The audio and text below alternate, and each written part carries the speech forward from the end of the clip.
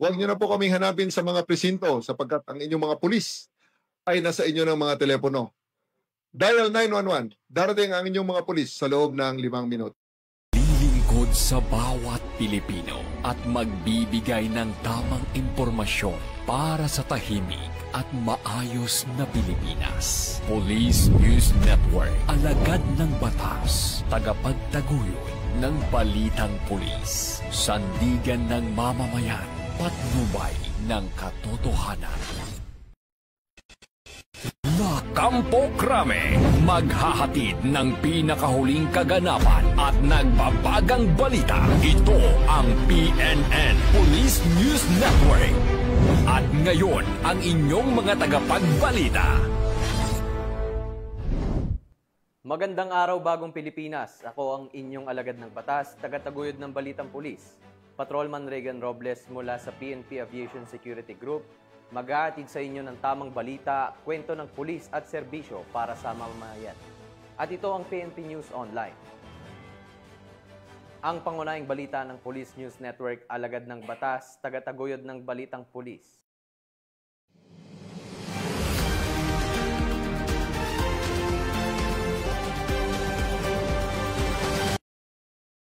Narito ang mga balitang dapat niyong abangan.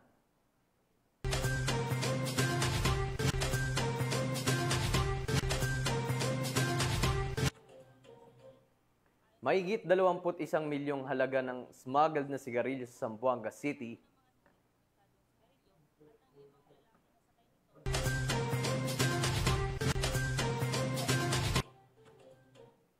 Top 1 most wanted person dahil sa kasong statutory rape, arestado ng Mabini PNP.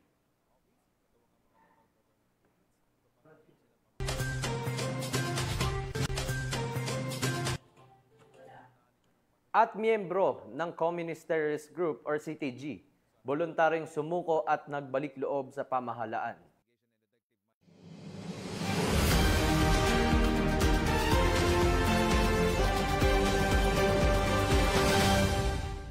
Narito ang mga balitang hatid.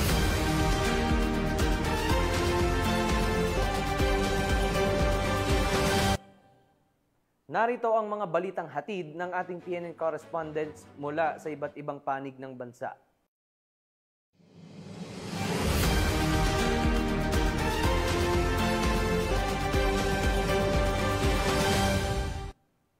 Simulan natin ang balita mula sa bahagi ng Luzon.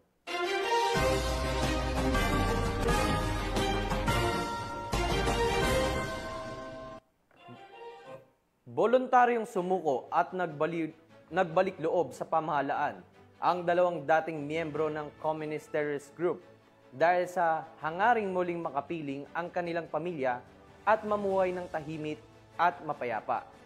Police Master Sergeant Robert Basan Abella Jr. sa ulat. Dalawang dating kasapi ng Communist Terrorist Group na itatago sa pangalang Camario at Caluigi ang voluntaryong nagsuko ng kanilang sarili at nanumpa ng katapatan sa pamahalaan nitong Lunes, Agosto 18, 2025, bandang alas 2 ng hapon sa Pangasinan Police Provincial Office, Lingayen, Pangasinan. Ang aktibidad ay naisakatuparan sa pamamagitan ng pinaigting na internal security operation ng Pangasinan Police Provincial Office, katuwang ang mga local government units, iba pang ahensya ng pamahalaan at ang komunidad sa ilalim ng Coplan Lasi 2025. Pinangunahan ito ng Pangasinan First Provincial Mobile Force Company bilang pangunahing unit kasama ang Provincial Intelligence Unit Pangasinan, Provincial Investigation and Detective Management Unit, Regional Intelligence Unit 1 at Malasiki Municipal Police Station. Saksi sa panunumpa sina Police Colonel Arbel C. Mariculio, Provincial Director ng Pangasinan Police Provincial Office at iba pang mga kinatawan mula sa pamahalaang lokal, hanay ng militar at iba pang national government agencies. Bilang bahagi ng programang Bagong Pilipinas na nagsusulong ng inklusibong kapayapaan at pagunlad, tinanggap ni Camario at Caluigi ang ayuda mula sa pamahalaan na kinabibilangan ng assorted grocery items at isang sako ng bigas. Ayon kay Police Colonel Arbel C. Merculio, ang kanilang pagbabalik loob ay patunay na mas pinipili ng ating mga kababayan ng kapayapaan at mas maliwanag na kinabukasan kaysa sa landas ng karahasan. Itinuturing na malaking hakbang ang kanilang pagsuko tungo sa pagpapatibay ng kapayapaan at seguridad sa rehiyon. Hinihikayat din ng pamahalaan ang iba pang dating kasamahan ng mga sumuko na talikuran ng armadong pakikibaka at yakapin ang mas mapayapa at mas maunlad na landas sa ilalim ng Bagong Pilipinas. Mula dito sa Ilocos Region, ako po ang inyong PNN correspondent, Police Master Sergeant Robert Avella Jr., alagad ng batas, tagataguyod ng Balitang Pulis. Maraming salamat, Master Sergeant Abella. Sa pinaigting na kampanya kontra kriminalidad, nasa kote ng Laguna PNP ang mahigit 100 wanted na personalidad sa magkakaiwalay na operasyon. Nasamsam din ang iligal na droga na tinatayang nagkakahalaga ng mahigit 600,000 piso, mga baril at iba pang mga gamit na may kaugnayan sa iligal na sugal sa iba't ibang lugar sa Laguna. Alamin ang report mula kay Patrolwoman Mary May Sarturio. Hindi na nakapalagpa ang 156 na personalidad sa isang linggong anti-criminality operations na isinagawa ng Laguna Police sa pamumuno ni Police Colonel John R. Rupio, Acting Provincial Director ng Laguna Police Provincial Office. Nakumpiska mula sa 56 na drug personalities ang tinatayang 94.96 gramo ng hinihinalang shabu na may kabuuang estimated street value na 645,728 pesos. 4 na katao naman ang naaresto sa isinagawang operasyon kontra loose firearms at nakumpiska ang 6 na pirasong iligal na baril. 4 na individual naman ang naaresto sa isinagawang anti-illegal gambling operations, illegal number games at iba pang uri ng sugal, kung saan nakumpiska ang 25,739 pesos mula sa mga illegal na taya. 17 most wanted persons at 39 naman mula sa other wanted persons ang naaresto sa nasabing operasyon. Ang mga naarestong individual ay kasalukuyang nasa custody ng kanilang operating units para sa dokumentasyon at tamang disposisyon. Ang operasyon ay bahagi ng patuloy na kampanya ng PNP laban sa illegal drugs, illegal gambling, wanted persons at loose firearms sa ilalim ng programang Enhanced Managing Police Operations or EMPO. Mula rito sa Calabarzon, ako ang inyong Police News Network correspondent, Patrolwoman Mary May Sarturio. Alagad ng batas, tagataguyod ng Balitang Pulis. Maraming salamat, Patrolwoman Sarturio. Hawak na ng mga kapulisan ang isang estudyante matapos ang isinagawang bypass operation sa Purok Maligaya, Barangay Bankaw-Bankaw. Matapos masamsam mula sa kanya ang ilang pakete ng mga pinatuyong dahon na hinihinalang marijuana. Patrolwoman Christine Lorenzo sa report. Arestado ng mga operatiba ng Puerto Princesa City Police Station 1 ang isang estudyante matapos ang matagumpay na bypass operation dakong alas 2:45 ng hapon nito lamang 19 ng Agosto taong kasalukuyan sa Purok Maligaya, Barangay Bankaw-Bankaw. Kinilala ang suspect na si alias Tugtog, 25 anyos, residente ng Barangay Tinigiban, Puerto Princesa City. Nasamsam mula sa kanya ang iba't ibang pakete ng pinatuyong dahon na hinihinalang marijuana na may kabuoang timbang na 16.76 gramo at tinatayang halagang 1,676 pesos, 2 syringe na naglalaman ng hinihinalang synthetic cannabinoid at ang bypass money na binubuo ng isang 1,000 budel money at isang tunay na 500 peso bill. Ang operasyon ay pinangunahan ng Station Drug Enforcement Team ng Police Station 1 sa pamumuno ni Police Lieutenant Victor D. Luvido sa ilalim ng superbisyon ni Police Major Ray Aaron D. Elona, katuwang ang PIDEA Palawan Provincial Office at Anti-Crime Task Force at isinagawa sa koordinasyon ng PIDEA Mimaropa. Kasong paglabag sa Section 5, Article 2 ng Republic Act 9165 o Comprehensive Dangerous Drugs Act of 2002 ang isasampa laban sa suspect na ngayon ay nasa kustodiya ng Police Station 1 at sa ilalim sa inquest proceedings sa City Prosecutor's Office. Mula dito sa Home of the Police, Eco Warriors, Calapan City, Oriental Mindoro, ako ang inyong PNN correspondent, Patrolwoman Christine Lorenzo, alagad ng batas, tagataguyod ng Balitang Pulis.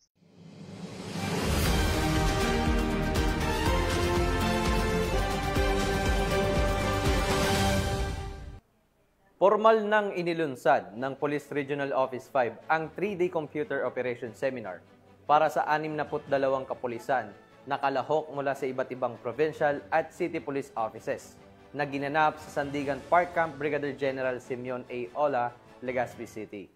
Patrolwoman Carmela Panganiban, ibalita mo.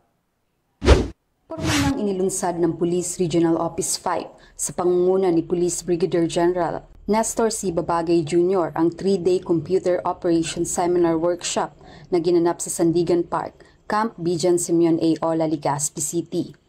Ang seminar ay pinangunahan ni Police Colonel Romy I. Palge, Acting Director ng Information Technology Management Service, na kinatawan ni NUP Mina Haide B. Matiliano, Deputy Director for IT Matters.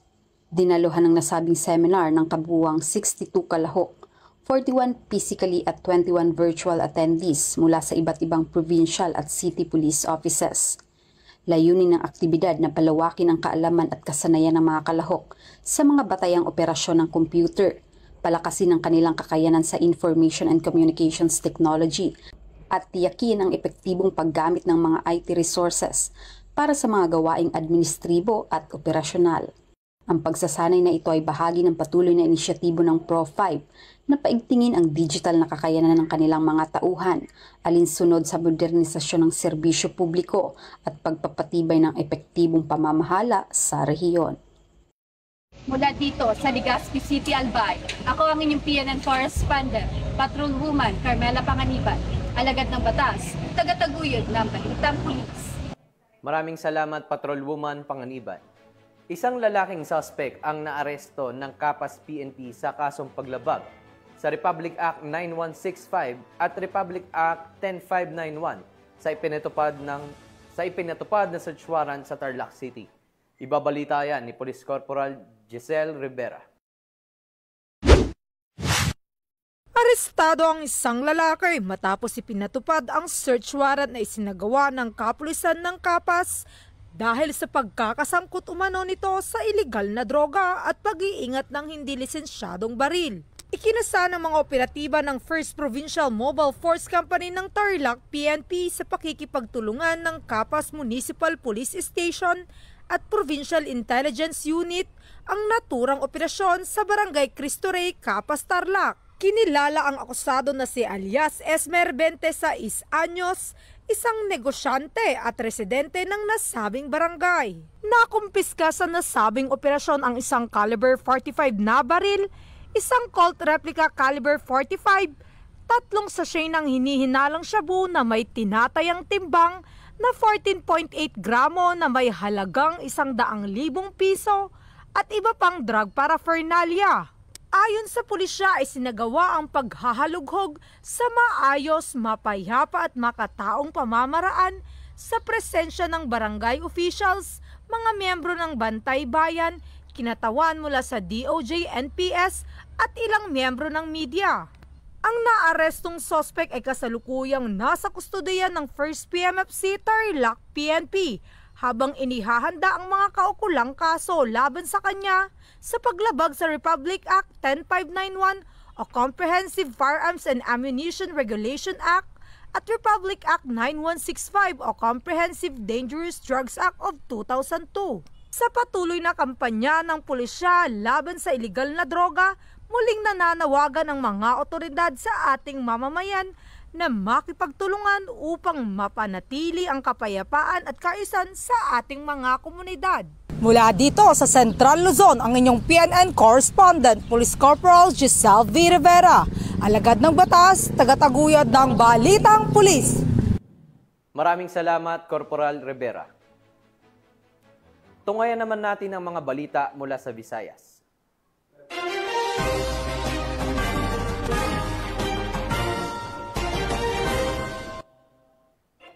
Arestado ng mga operatiba ng Mabini PNP ang top 1 most wanted person dahil sa kasong statutory rape. Nahuli ang suspect sa bisa ng warrant of arrest na ipinalabas ng korte. Patrolwoman Dominic De Palubos sa balita.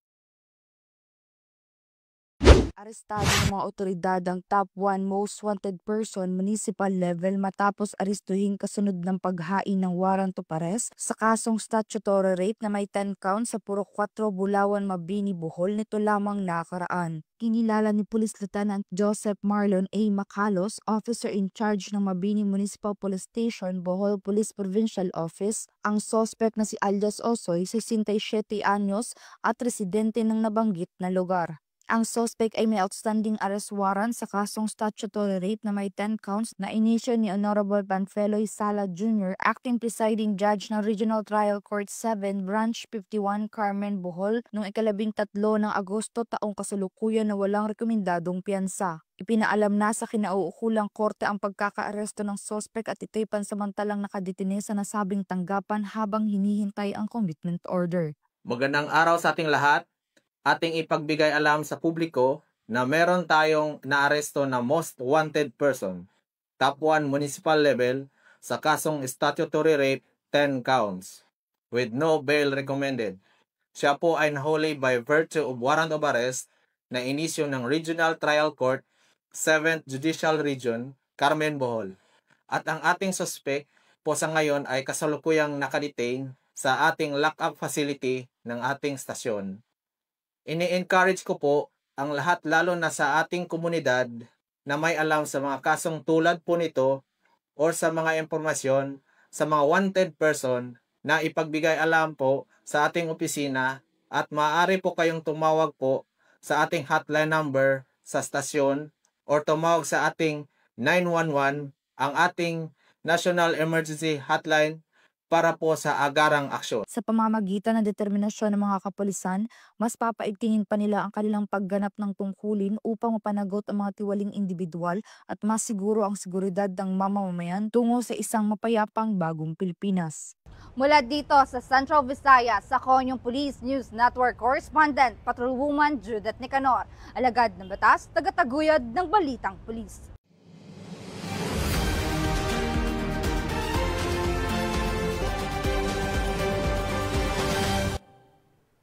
Sa layuning makamit ang mas mabilis, mas ligtas at mas epektibong operasyon ng kapulisan sa gitna ng mga krisis at insidente, matagumpay na isinagawa ng Police Regional Office 6 ang Drone Response Simulation Exercise sa Camp Martin Teofilo B. Delgado, Fort San Pedro, Iloilo City.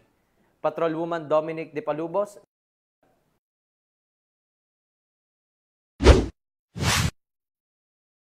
Isang makasaysayang hakbang patungo sa makabagong pagpapatupad ng batas ang isinagawa ng Police Regional Office 6 sa pangunguna ni Police Brigadier General Josefino D. Ligan, Regional Director, sa isinagawang Drone Response Simulation Exercise sa Camp General Martin Teofilo B. Delgado, Fort San Pedro, Iloilo City nito lamang 18 ng Agosto taong kasalukuyan. Sa tulong ng makabagong drone technology, ipinakita ng Police Regional Office 6 kung paano maaaring makamit ang mas mabilis, mas ligtas at mas epektibong operasyon ng kapulisan sa gitna ng mga krisis at insidente. Ang mga drone ay hindi lamang para sa pagkuha ng larawan o video. Ito'y instrumento ng malasakit at seguridad na nagbibigay ng agarang impormasyon sa mga tauhan at nagsisilbing gabay para sa maayos at koordinadong tugon. Sa panahon ng mabilis na pagbabago, hindi nagpapahuli ang pambansang pulisyan ng Pilipinas. Ang Police Regional Office 6 ay patuloy na lumilipad tungo sa makabago, matalino at mapagkalingang pamumuno at serbisyo.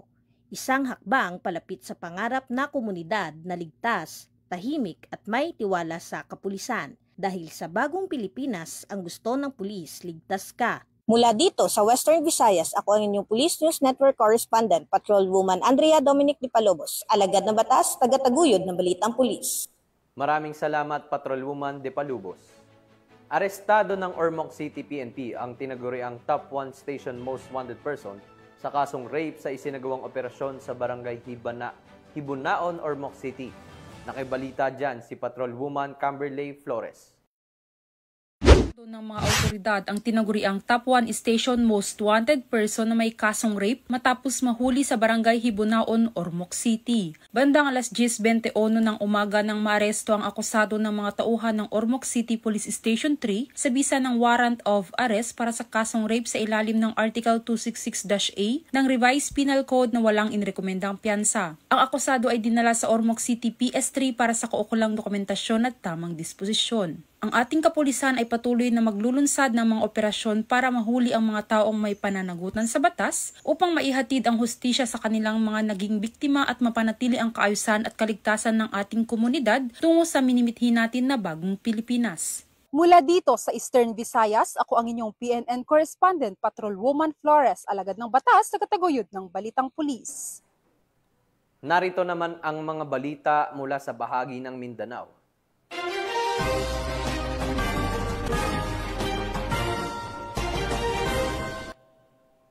Naging makabuluhan ang naging preparation meeting ng Police Regional Office BAR para sa darating na Bangsamoro Autonomous Region Muslim Mindanao Parliamentary Election. Ang buong detalye ng balita mula kay Patrolwoman Veronica Lagi. Matagumpay na isinagawa ang preparation meeting para sa Bangsamoro Parliamentary Elections na pinangunahan ni Police Brigadier General Jason C. de Guzman, Regional Director ng ProBAR nito lamang 16 ng Agosto taong kasalukuyan sa ProBAR Launch Camp Bigen sa Lipada kay Pendatun, Parang, Maguindanao del Norte. Tinalakay sa naturang pagpupulong ang mga mahalagang usapin hinggil sa seguridad at threat assessments, mga naitalang insidente kaugnay ng halalan, mga kaso ng rido, mga aktibidad para sa peace covenant, at iba pang hakbangin ng mga pulisya at mga katuwang ahensya upang mapagtibay ang kaayusan at kapayapaan sa panahon ng halalan. Ang aktibidad na ito ay bahagi ng masusing paghahanda para sa kauna-unahang BARM Parliamentary Elections na nakatakdang ganapin sa darating na Oktubre 13, 2025. Ipinapakita nito ang buong dedikasyon ng ProBAR, katuwang ang mga stakeholders at komunidad na matiyak ang mapayapa, maayos at ligtas na halalan sa rehiyon ng Bangsamoro. Mula rito sa rehiyon ng Bangsamoro, ako ang inyong Police News Network correspondent, Patrolwoman Veronica Lagi, alagad ng batas, tagataguyod ng Balitang Pulis. Maraming salamat, Patrolwoman Lagi. Naaresto ng mga kapulisan sa isang anti-illegal drug operation sa Barangay 19B, Davao City ang 2 lalaki matapos makabili at mahulihan mismo ng shabu na nagkakahalaga ng mahigit 40,000 piso. Alamin ang detalye ng report mula kay Patrolwoman Shaira Rose Aquino. Ng mga operatiba ng Bahada Police Station ang 2 lalaki sa isang matagumpay na anti-illegal drugs operation sa Barangay 19B, Davao City noong madaling araw na Agosto 19. Kinilala ang mga sospek sa alias na CJ, 27 anyos, isang pintor, at alias Roberto, 28 anyos, isang kitchen helper na pawang mga residente ng nasabing barangay. Sa isinagawang operasyon, isang undercover police officer ang kumilos bilang poster buyer at matagumpay na nabilhan ng isang sachet ng hinihinalang shabu ang isa sa mga sospek. Matapos ang palitan, agad na dinakip ang 2 sospek at na-recover mula sa kanila ang karagdagang 2 sachet ng hinihinalang shabu. Tinukoy ng mga otoridad na ang kabuuang tinatayang halaga ng nakumpiskang droga ay umaabot sa 48,000 pesos batay sa standard drug price. Sa ngayon, nakakulong na ang 2 sospek at naharap sa kasong paglabag sa Sections 5 at 11 ng Article 2 ng Republic Act 9165, kilala rin bilang Comprehensive Dangerous Drugs Act of 2002. Sa pamamagitan ng mahigpit na pagpapatupad ng batas at pakikiisa ng mamamayan, layunin ng kapulisan na tuluyang wakasan ng paglaganap ng ipinagbabawal na gamot sa lungsod at sa buong bansa. Mula rito sa Police Regional Office 11, ako ang inyong PNN correspondent, Patrolwoman Shaira Rose Aquino, alagad ng batas, tagataguyod ng Balitang Pulis. Maraming salamat, Patrolwoman Aquino. At para sa huling balita, mahigit 21 milyong halaga ng smuggled na sigarilyo ang nasabat matapos harangin ng mga otoridad ang isang bangka sa Zamboanga City. Ang buong detalye ihahatid ni Patrolwoman Joyce Abiog. Tinatayang 21 milyong pisong halaga ng smuggled na sigarilyo sa isinagawang seaborne operation ng mga tauhan ng 2nd Zamboanga City Mobile Force Company kasama ang Zamboanga City Police Station 11 sa Santa Cruz Island, Zamboanga City. Ayon sa mga otoridad, madaling araw nang harangin ng isang asul na motorboat na kargado ng mga hindi dokumentadong sigarilyo at ang 5 lalaki na sakay nito na pawang mga residente ng Barangay Mariki, Zamboanga City.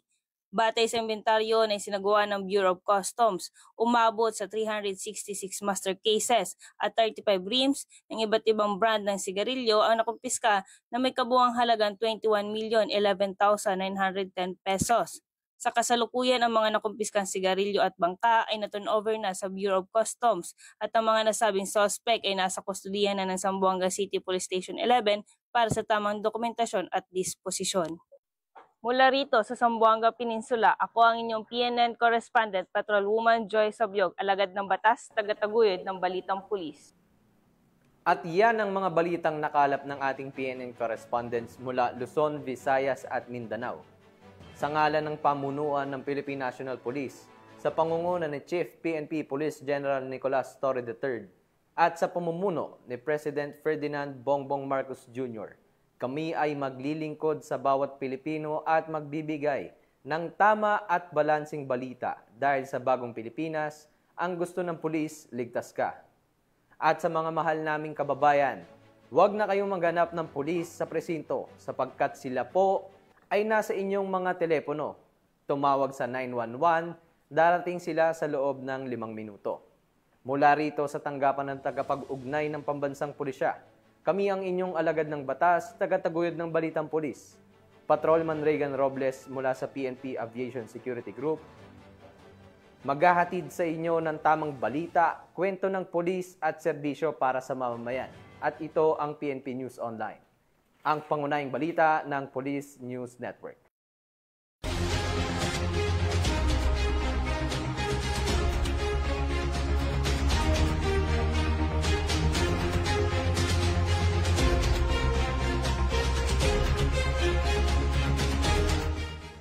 Police News Network, alagad ng batas, tagapagtaguyod ng balitang pulis.